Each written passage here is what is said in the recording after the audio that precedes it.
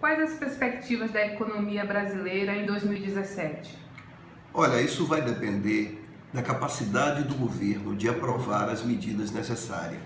Se a PEC dos gastos for aprovada agora, ainda esta semana, será um bom avanço para a economia. Mas isso não vai bastar. É preciso que mostre-se um caminho célere para fazer a reforma da Previdência e também outras reformas necessárias. Além disso, há um condicionante. Não basta o governo aprovar suas medidas de ajuste fiscal. É fundamental que haja redução da taxa de juros.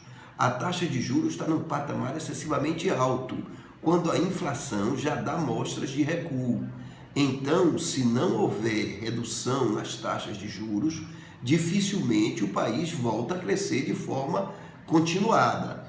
Na verdade, se houver uma melhoria no cenário do ajuste fiscal, com o governo aprovando as medidas, e se houver a taxa de juros e outras medidas de estímulo ao investimento, sim, é provável que 2017 seja um ano melhor e que já haja algum crescimento no primeiro trimestre do ano, mas especialmente mais forte no segundo trimestre.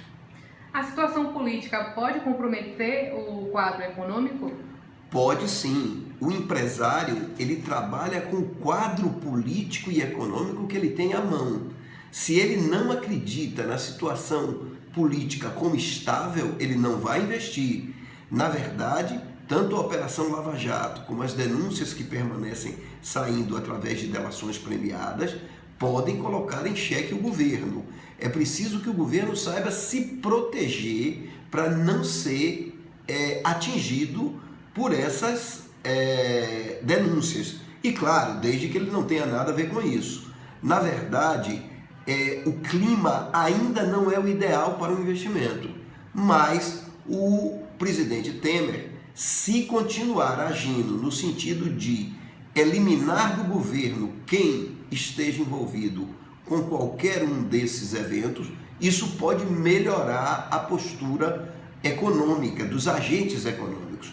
Na verdade, o Brasil passa por um momento difícil, mas há também uma questão no ar. É que a retirada de Temer vai trazer mais instabilidade ainda. Então, sob o ponto de vista do empresariado, ele prefere que haja uma manutenção do que está, desde que haja mudanças na economia. Este ano a recessão foi maior na Bahia do que no Brasil. E em 2017? A Bahia sofreu muito esse ano porque houve uma queda de mais de 20% na produção agrícola. E era a produção agrícola que salvava a Bahia de uma recessão maior. No mais, tudo o resto caiu. A indústria caiu, o comércio caiu e mais ainda, a construção civil também caiu. E caíram mais do que no Brasil. A Bahia é um estado que tem sua economia muito concentrada em poucos setores e por isso ela tende, em muitos casos, a registrar uma recessão maior do que no resto do país. Além disso, como em todo o Nordeste, a distribuição de renda aqui é pior. A capacidade de enfrentar uma crise dessa é menor e com um número alto de desempregados, não é à toa que os números mostram que a recessão foi pior na Bahia. Mas é preciso dizer que se houver a recuperação da economia brasileira, a economia baiana tende a responder mais rapidamente. É uma frase simples. Quando o Brasil cai, a Bahia cai mais.